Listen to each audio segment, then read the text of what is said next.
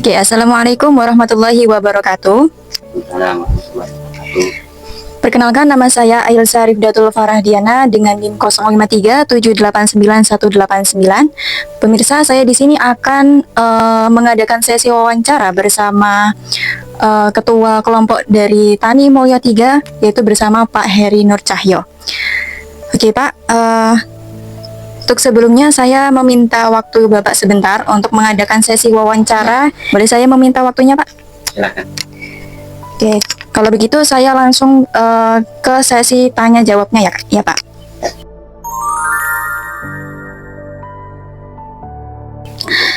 Untuk yang pertama Pak, bisakah Bapak ini menjabarkan deskripsi singkat sejak kapan kelompok tani ini berdiri dan siapa penggagas sebelumnya? Ya, terima kasih. Untuk kelompok Tani Mulyo 3 berdirinya itu sekitar di tahun 2005. Untuk penggagasnya adalah dari perangkat desa sendiri, karena itu ada kebijakan untuk pembentukan kelompok tani waktu itu. Dan di tahun, kebetulan kalau saya sendiri sejak di tahun 2011 baru menjabat sebagai ketua kelompok Tani Mulyo 3. Dan di tahun 2016 ini Tani Mulyo 3 sudah akta notaris yang Kemenkumham itu. Oke, terima kasih untuk deskripsi singkatnya Pak. Saya lanjut kepada pertanyaan yang kedua. Apa komoditas dan juga layanan utama yang diusahakan oleh kelompok Tani Mulyo 3 ini? Ya, untuk layanan utama yang jelas adalah untuk pembentukan kelompok tani ini, yang pertama adalah untuk pembagian pupuk bersubsidinya. Karena ketika para petani ini tidak terdata di dalam RDKK, maka akan kesulitan mendapatkan pupuk tani, pupuk untuk yang bersubsidi untuk digunakan oleh para petani. Jadi yang pertama kita harus tahu berapa jumlah anggota, berapa luas lahannya, sehingga kita bisa membuat RDKK jumlah pupuk yang harus tersalurkan di petani. Sedangkan untuk komoditas di Tani Mulyo 3 itu bermacam-macam di sini. Di sini di Tani Mulyo 3 ada padi, ada jagung biasa, ada jagung manis, ada ketela rambat, ada juga tanaman cabai, ada buah naga juga, ada salak juga yang masuk di komoditas Tani Mulyo 3. Berarti sangat banyak sekali ya Pak untuk komoditas yang diusahakan di kelompok tani ini. Lalu untuk pertanyaan yang ketiga Pak, berapakah jumlah anggota yang aktif dalam kelompok Tani Mulyo 3 ini, serta apa tujuan utama dibentuknya kelompok tersebut? Untuk sementara sampai saat ini yang aktif itu ada 22 orang. Sebenarnya dulu banyak, tapi karena terjadi ada aturan pemerintah agar kelompok tani itu dipecah menjadi dua, di mana Tani Mulyo 3 dulu yang anggotanya hampir 50 orang, akhirnya dibagi menjadi dua, yaitu Tani Mulyo 3 dan Tani Mulyo Budiharjo. Untuk yang Tani Mulyo 3, tujuan pembentukan yang pertama adalah seringnya kita sharing dengan para petani juga ketika itu nanti terjadi kendala-kendala di lapangan, itu nanti kita sampaikan ke PPL, ke Dinas Pertanian, sehingga ada tindakan cepat dari Dinas Pertanian untuk penanganan hama-hama yang mungkin susah diatasi oleh para petani. Itu. Baik, terima kasih Pak. Untuk pertanyaan yang kedua Pak, terkait struktur organisasi dalam kelompok tani ini. Nah, untuk yang pertanyaan pertama itu, siapa sajakah yang termasuk dalam pengurus utama pada kelompok ini, seperti ketua, sekretaris, atau bendaharanya Pak? Untuk ketua itu saya sendiri dengan nama Heri Nur Cahyo. Untuk sekretarisnya itu Bapak Jemakun. Untuk bendaharanya itu dari Bapak Budiono. Ya, terima kasih Pak. Selanjutnya, bagaimanakah sistem pembagian kerja atau tanggung jawab atau tugas ya untuk antar anggota di kelompok Tani Mulyo 3 ini Pak?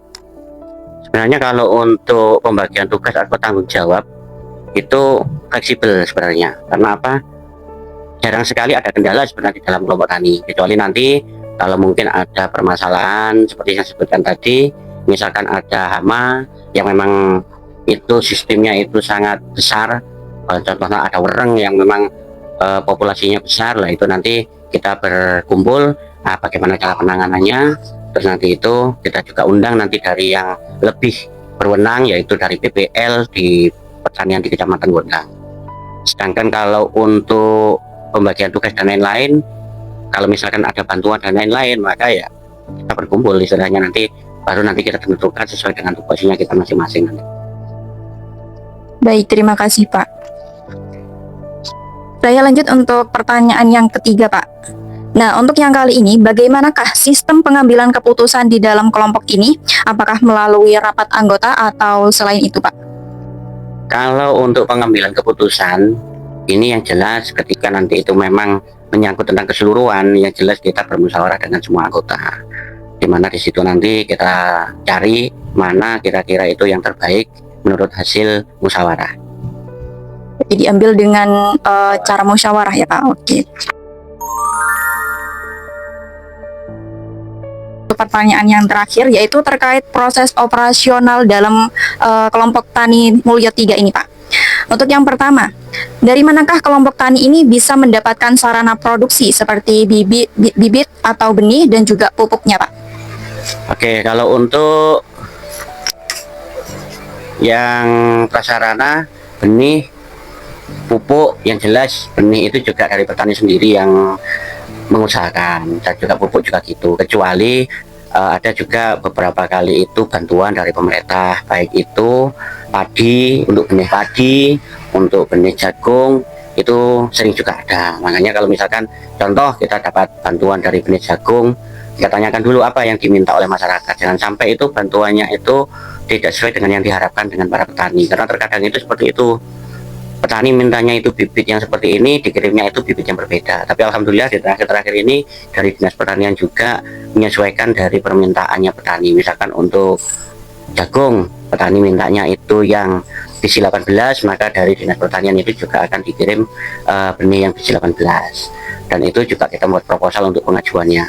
Dan untuk benih padi, sering juga ada program dari pemerintah untuk penanaman padi itu yang biarnya lebih hasilnya lebih bagus daripada penanaman secara manual. Contoh itu memakai sistem SRI, bisa juga memakai cacar legowo.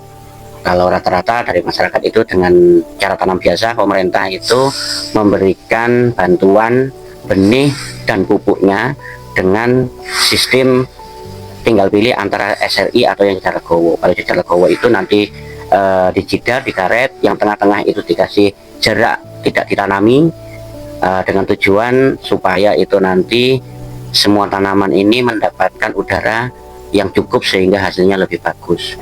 Tapi di sela-selanya yang kosong itu tadi, untuk jarak tanamnya lebih rapatkan dengan tujuan mendapat hasil yang lebih baik.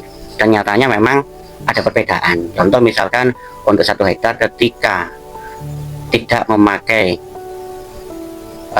cara cacar legowo itu dapatnya antara 6 ton, dengan memakai sistem cacar legowo itu bisa menjadi 7 ton per hektarnya. Berarti untuk sistem penanaman itu bisa kayak mempengaruhi ya Pak hasil panennya nanti? Ya, yang jelas dari cara kita tanam itu pasti akan mempengaruhi dari hasil tanam. Karena dari pemerintah juga yang sudah dibuktikan di balai-balai pertanian itu nanti yang diajarkan ke para petani lewat kelompok-kelompok tani. Salah satu kegunaan kelompok tani yaitu bisa menyerap ilmu-ilmu yang didapatkan dari Dinas Pertanian. Tuh. Baik Pak, terima kasih untuk penjelasannya. Saya lanjut ya Pak, untuk pertanyaan yang kedua. Nah, bagaimanakah cara kelompok tani Mulyo 3 ini bisa memasarkan hasil panennya Pak? Kalau untuk memasarkan itu ada beberapa metode sebenarnya. Yang pertama, rata-rata itu ada sistem tebas. Dalam artian itu tanaman yang sudah panen, kalau selain padi itu nanti ditebaskan.